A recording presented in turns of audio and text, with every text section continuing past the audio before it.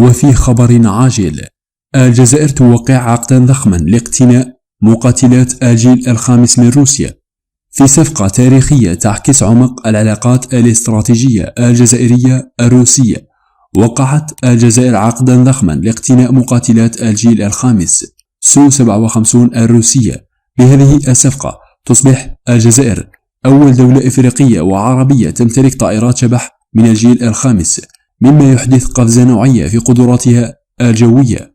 الصفقة تشمل 14 مقاتلة من طراز سو 57 كدفعة ثانية، مع خيار التوسع إلى 28 مقاتلة في المرحلة الثالثة. هذه الطائرة تتميز بقدرات تمويه عالية وتسمى بالشبح، وإلكترونيات طيران متطورة، وصواريخ جو جو وجو أرض بعيدة المدى، مما يجعلها قادرة على تنفيذ مهام استراتيجية في عمق أي منطقة. المقاتلات الجديدة ستنضم إلى الأسطول الجوي الجزائري الضخم الذي يضم أسطولا مكونا من سو 30 وسو 34 وسو 24 وميك 29 المطورة.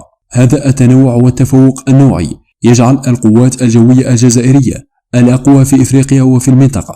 الخبراء العسكريون يعتبرون أن هذه الصفقة تغير موازين القوى الجوية في المنطقة، وتمنح الجزائر قدرة على فرض السيادة الجوية على كامل مجالها الجوي، والرد على أي تهديد بفعالية لم تكن متوفرة سابقا. وفي الأخير فعلوا زر الجرس ليصلكم كل جديد عن أحداث الجزائر.